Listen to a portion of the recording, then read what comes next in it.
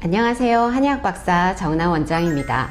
오늘은 성조숙증 증상과 치료에 대한 핵심을 말씀드려 볼까 합니다.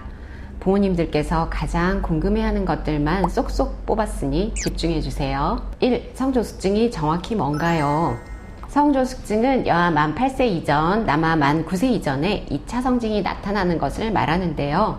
가끔 초등학교 5, 6학년 딸아이가 가슴이 자꾸 더 나오는 것 같다면서 성조숙증 문의를 하시는 부모님들이 계십니다.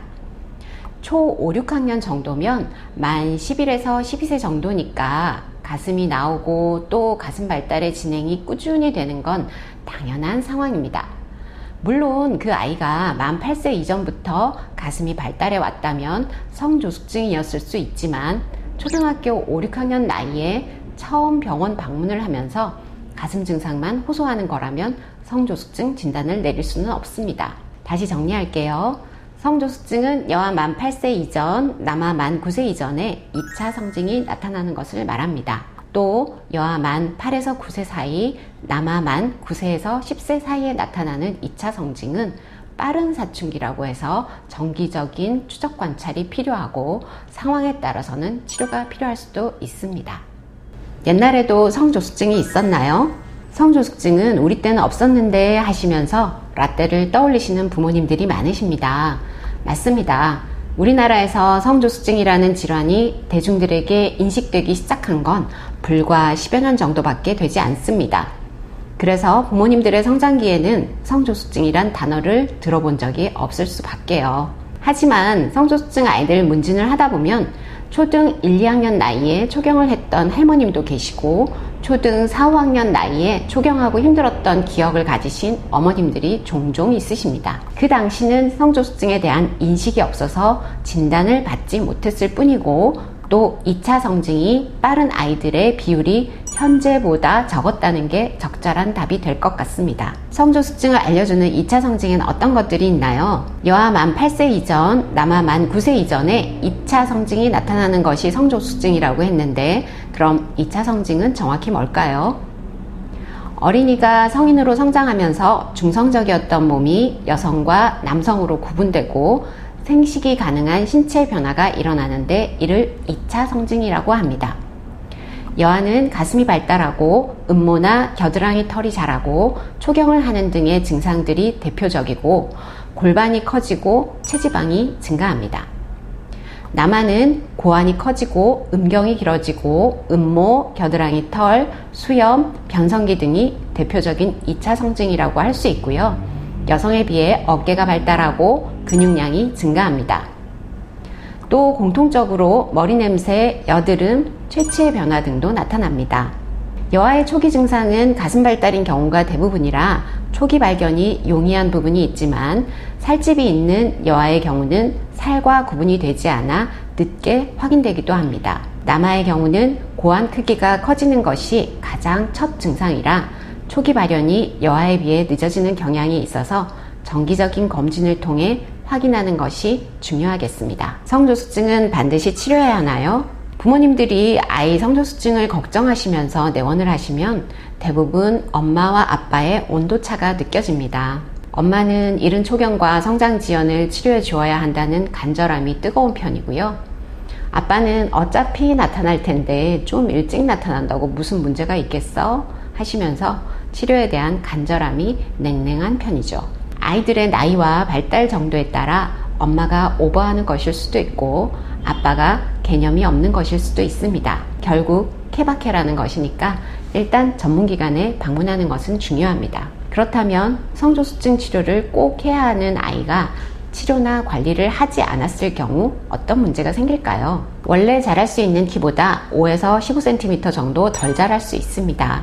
그나마 원래 자랄 수 있는 키가 아주 장신일 경우에는 덜 자란다고 해도 남녀 성인 평균 키에 가까울 수 있지만 원래 자랄 수 있는 키가 남녀 성인 평균 키 정도였다면 최종 키는 많이 작아질 수 있습니다. 또 성조숙증 환아의 80에서 90%가 여자아이들인데 여아들은 남아들보다 2차 성징이 눈에 띄기 때문에 친구들과의 비교를 통해 부끄러워하거나 위축되어 자신감, 자존감이 떨어져 문제가 되기도 합니다. 특히 여아들의 초경이 만 10세 이전일 경우에는 스스로의 몸이나 위생을 돌보는 게 아직 미숙해 부모님과 아이가 모두 불편을 겪거나 친구들에게 놀림을 받기도 합니다. 최근에는 이른 초경이 성인 건강에 미치는 영향에 대한 연구들이 다양해지고 있습니다. 초경을 빨리 한 만큼 폐경이 빨라질 수 있고 또 유방암, 난소암, 자궁암 등과 같은 부인과 질환의 발생률을 높인다는 건 이제 많이들 알고 계시는데요. 뇌졸중, 심근경색, 담석증, 치매 등과 같은 질환과의 연관성도 밝혀지고 있는 상황입니다. 정리해 보겠습니다. 최종 성인 키의 손실, 어린 나이에 생활상의 불편, 정신적인 불안과 위축, 암, 심혈관 질환 등과 같은 성인병 이환율 증가 등이 성조숙증이 관리나 치료되지 못했을 때 겪을 수 있는 문제점들입니다. 이제 평생 건강을 위해 미리 검진하고 치료가 필요한 질환임을 아시겠죠? 성조숙증 치료는 어떻게 하나요?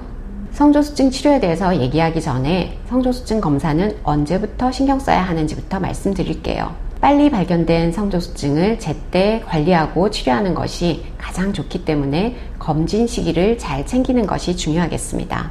여아들의 2차 성징은 대개 만 9세에서 10세 전후에 나타나고 남아들의 2차 성징은 대개 만 11에서 12세 전후에 나타나기 때문에 이보다 이전에 검사를 시작하는 것이 좋겠습니다. 저는 초등학교 입학 무렵 즈음에 증상 여부와 상관없이 성장과 성조숙증에 대한 첫 검진을 권장하고 이후 1년에 1, 2회 정도의 정기 검진을 하실 것도 당부드립니다. 이제 성조숙증의 치료에 대해 말씀드리겠습니다. 성조숙증 치료는 양의학적으로는 성호르몬을 억제하는 주사 치료가 있고 한의학적으로는 한약 치료가 있습니다. 억제 주사의 경우 4주 간격 또는 3개월 간격으로 맞게 되는데요. 본인 나이와 뼈 나이와 예측되는 키 등을 고려해서 주사 용량과 치료 기간을 정하게 됩니다. 한약 치료의 경우도 본인 나이와 뼈 나이와 예측되는 키, 성장 속도 등을 고려해서 치료 기간과 처방 간격을 결정합니다.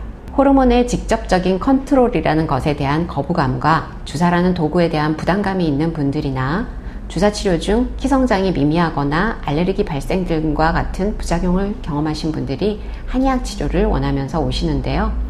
한약 치료의 경우 첫 번째 목표가 인체의 불균형을 조절해 밸런스를 맞춰준다는 것입니다. 그 결과 자연스럽게 성장 발달 속도를 스스로 조절하면서 건강을 찾아가는 자연 성장 치료 원리입니다. 대사를 위한 에너지, 면역을 위한 에너지, 성장을 위한 에너지 등이 잘 순환하고 적절하게 분포되어야 하는데 균형이 깨져서 특정 부위에 열이 뭉치고 순환되지 않아서 생긴 것입니다. 그래서 뭉친 열은 순환시켜서 고루 분포되게 하고 항진된 열은 발산시켜서 조절해주는 처방을 하게 됩니다. 효과적인 치료를 위해서는 정확한 진단이 필요하고 치료 과정의 경과 역시 객관적인 데이터로 확인을 하면서 치료 방향을 세밀하게 조정해 가야 하는데요. 그래서 처음 진단할 때와 중간중간 경과를 평가할 때 한의학적인 검진과 양의학적인 검진을 모두 활용해 종합적으로 판단하고 최선의 치료 계획을 세우는 것이 중요합니다. 또 인체 내부적인 문제들을 잘 해결하더라도 외부 환경적인 요소들이 컨트롤되지 않는다면 재발하거나 최종 결과를 나쁘게 할 수 있기 때문에 건강한 습관을 만들 수 있도록 아이와 부모님과 의료기관이 함께 노력해야 합니다. 한의학적인 치료 이후에 부모님들이 가장 고마워하고 좋아하는 것이 아이가 스스로 건강한 습관에 대해서 알고 노력하는 점입니다. 증상만을 없애고 떼어내는 것이 아니라 근본적인 조절력을 키워내기 위한 치료와 관리의 장점이라고 할 수 있겠습니다. 가장 기본이면서도 꼭 아셨으면 하는 성조숙증에 대한 내용들을 살펴보았는데요. 우리 아이들의 건강한 성장에 도움이 되셨길 바랍니다. 감사합니다.